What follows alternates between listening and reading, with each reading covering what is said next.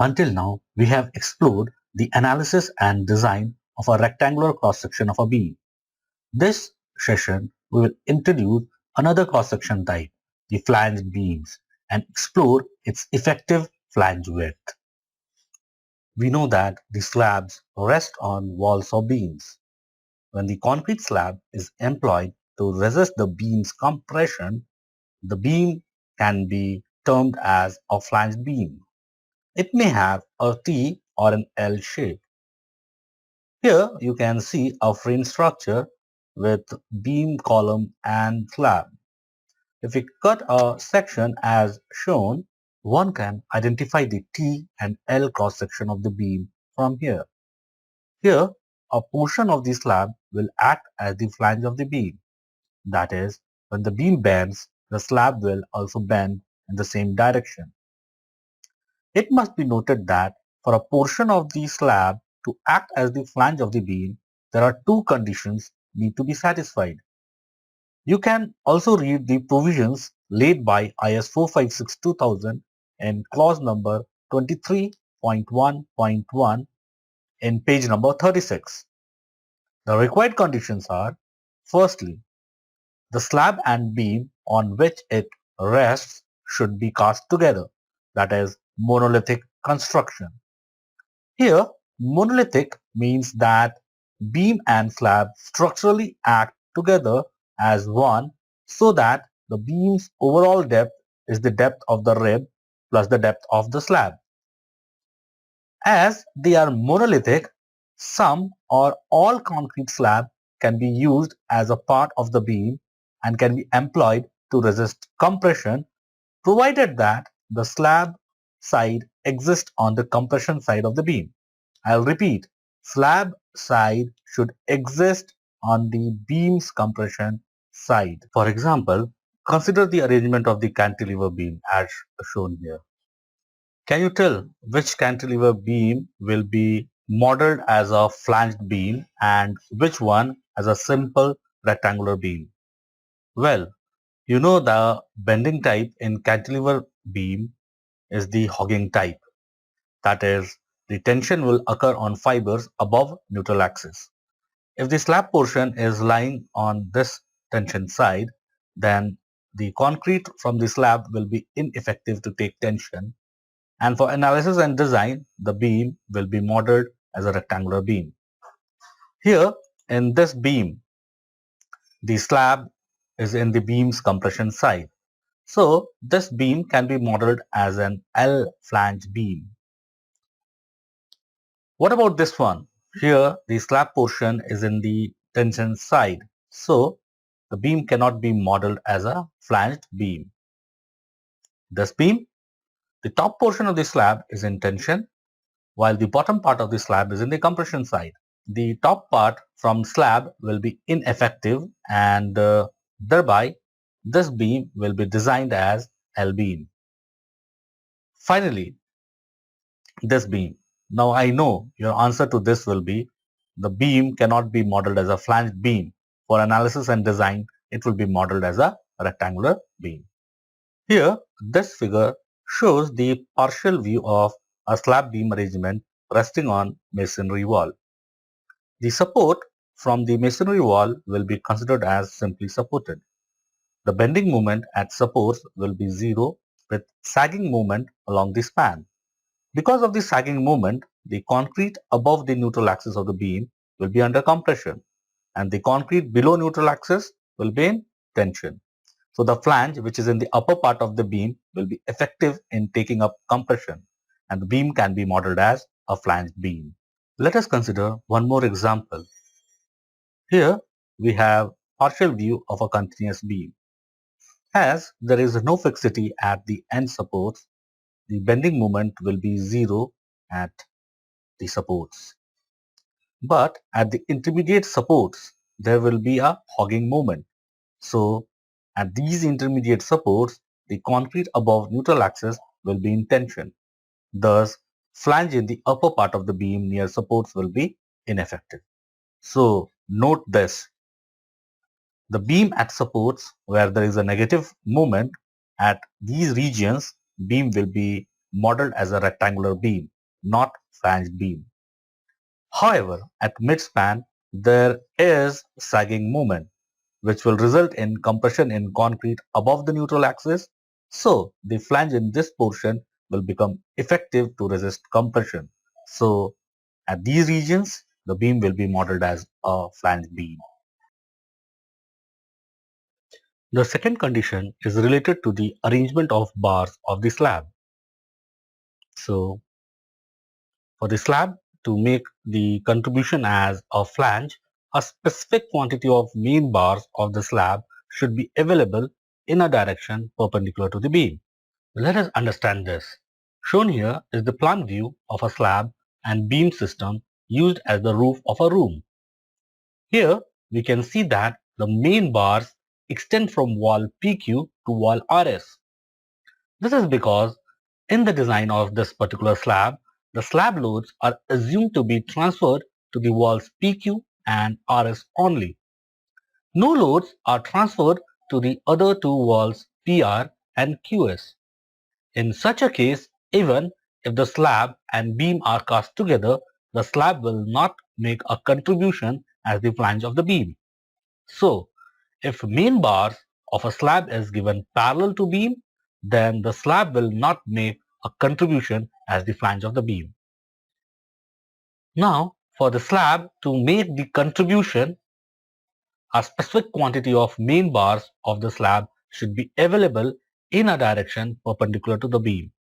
So, in the above case, we must provide some special bars perpendicular to the beam. The details of this are given in the clause 23.1.1b of the code. The requirements of this clause can be illustrated if we draw the section XX shown in the plan view. We can see that the length of each of the special bars on either side of the beam should not be less than L by 4, where L is the span of the beam. The area of these bars should not be less than 60% of the area provided at the midspan of the slab. Also, these bars should be provided near the top surface of the slab. By providing the specified quantity and length of these special bars at the correct position, we can ensure that the slab will act as the flange. Now, consider the slab and beam system as shown. Here, the main bars of the slab are provided in a direction perpendicular to the beam. It is a continuous slab, so the slab will experience a hogging moment at the beam. Top bars will be designed and provided to resist this hogging moment. Since these top bars will be perpendicular to the beam, we do not need any special bars. Here, the top bars that is designed at an intermediate support for a slab can be seen here as our bent up bars. It may be noted that even if we provide bent up bars instead of straight bars, the required effect will be obtained because the bent up bars will become top bars at supports. In any case, the required length L by 4, position and the quantity of 60% mentioned as per IS code recommendation should be available. So now we know how to ensure integral action between slab and beam. We must extend this discussion to isolated T-beams and L-beams also. Here we have an isolated T-beam used for a footbridge with a view from the underside of the bridge. We can see that the slab above the beam, which is expected to act as the flange, is discontinuous at the sides. To ensure integral action between slab and beam so that the slab act as flange, the stirrups of the beam should extend to opposite sides of the beam and travel up to the edges of the slab. That is, stirrups should extend on both sides to become main bars of the slab as shown. For better understanding, the 3D view of bars in isolated T-beam is shown here And here you can see how the stirrups has been extended on both sides such that it becomes main bar of the slab. Here you can see a 3D arrangement of the bars for an isolated L beam. We are now familiar with the flange beam, but the question may come in your mind that how much area of the slab will be considered to act as a flange. Before taking up the discussion about the flange width to consider, we must understand that the compressive stress in the flange is not uniform over the width. The regions near the web experience maximum compression while it decreases on either side as we move away from the web. This is shown here in the portion of a T-beam considered independently from the main beam. The stress block is shown to be extending from point A to point B. So, AB is our required flange width. We cannot make use of this yellow colored stress block as such. The reason is that the theory of flexure assumes uniform distribution across the width of section. That is, if we take any horizontal layer of beam section, the stress at all points in that layer at that section should be the same. But in our yellow stress block, if we take any horizontal layer at a section, the stress is maximum at the web and it decreases on either side. So we cannot use this stress block. Instead, we'll use the concept of reduced effective flange. The effective width of the flange is a hypothetical flange that resists in plane compressive stresses of uniform magnitude equal to the peak stress in the original wide flange, such that the value of the resultant compressive force is the same. The new stress block is adopted such that the value of the resultant compressive force is the same as that obtained by yellow stress block as shown. This new stress block is shown in red color. It has the same thickness as the yellow block.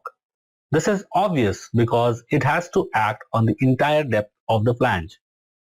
It has the same volume as the yellow block, which thus satisfies the condition of total compressive force to be the same. A'(B' is now the required width flange, and this is known as effective flange width. Clause number 23.1.2, which is in page number 36 of the code, gives the following approximate formula for calculating effective flange width. For T-beams, the width of the flange, the effective width of the flange is considered as minimum of L0 by 6 plus width of web plus 6 times depth of flange, or maximum flange width. Whichever is minimum, that value will be considered as the effective width of the flange. For L beams, the effective width of the flange will be minimum of, again, whichever is minimum among L0 by 12 plus width of web plus 3 times depth of flange, or maximum flange width, whichever is less, that will be considered as the effective width of the flange. In this formula, BW is your width of the web, DF is the depth of flange, while L0 is defined as the distance between points of zero moments in a beam.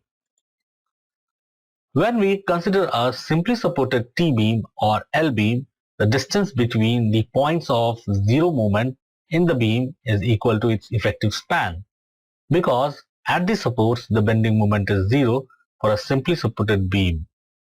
But this is not the case when we consider a T-beam or L-beam which is continuous over supports, or when it is a part of a frame structure.